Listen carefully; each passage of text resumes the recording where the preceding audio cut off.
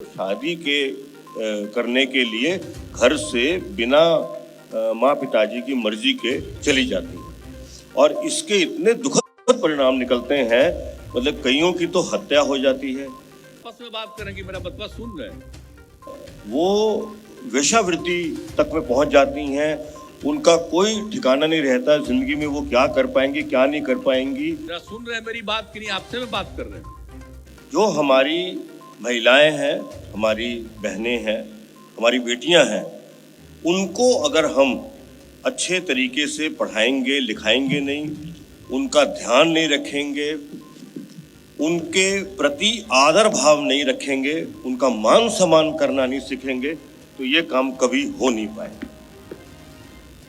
आप ये देखिए कि हमारी जो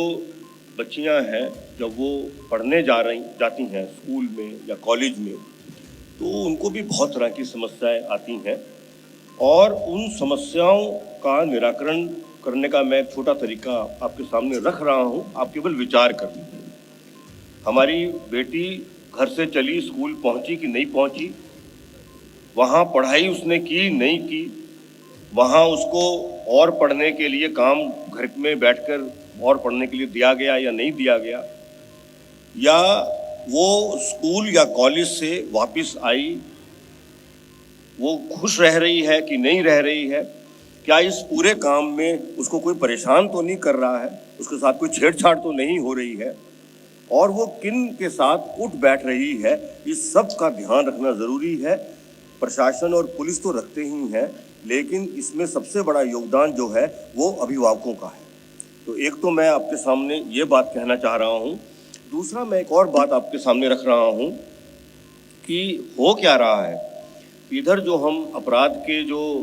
नए नए आयाम देख रहे हैं, उसमें बहुत ही कम उम्र के लड़के जो हैं वो पकड़े जा रहे हैं। ये बहुत ही दुखद स्थिति है और ये केवल इसलिए हो रहा है कि जो मैंने बेटियों के लिए बात कही, शायद वो बेटों के लिए भी जो अभिभावक हैं वो सही प्रकार से उतना ध्यान नहीं दे पा रहे हैं। मैं फिर अनुरोध करूंगा कि आप अपने बच्चों का बहुत ध्यान रखिए, उनको खूब पढ़ाइए लिखाइए। आज हम आपके सामने खड़े हैं, तो अगर कोई हमसे पूछे कि भाई हमने सबसे महत्वपूर्ण काम क्या किया जिंदगी में, वो दिन रात पढ़ाई की। अच्छे बुरे लोग हर एक को मिलेंगे, कॉलेज में स्कूल में मिलते हैं, लेकिन हमें अपने ध्येय पर पूरी तरह से केंद्रित रखना चाहिए। एक और समस्या जो आ रही है सामने, वो ये आ रही है कि कई सारी जो हमारी बेटियां हैं वो शादी के करने के लिए घर से बिना माँ पिताजी की मर्जी के चली जाती हैं और इसके इतने दुखद परिणाम निकलते हैं, मतलब कईयों की तो हत्या हो जाती है, लड़का हो चाहे लड़की हो, और कई सारी जो हमारी बेटियां हैं वो वेश्यावृत्ति तक में पहुंच जाती हैं, उनका कोई ठिकाना नहीं रहता जिंदगी में, वो क्या कर पाएंगी क्या नहीं कर पाएंगी, वो कुछ जो है वो सही प्रकार से नहीं हो पाता है और उसका बहुत ज़्यादा दुख जो है वो परिवार के सदस्यों को और जो है माँ पिताजी को उठाना पड़ता है। मैं अनुरोध करूँगा कि बेटा बेटी से लगातार बातचीत करें, उनको अच्छे से अच्छे संस्कार दें, उनकी भावनाओं को अच्छे से समझें और अपने परिवार को बहुत मजबूती से भावनाओं के साथ जोड़ें और उस परिवार की मदद से आप समाज, एक प्रोग्रेसिव, एक अच्छे से अच्छा समाज, उसकी संरचना में अपना योगदान दें। जरा सुन रहे हैं मेरी बात कि नहीं, आपसे में बात कर रहे हैं।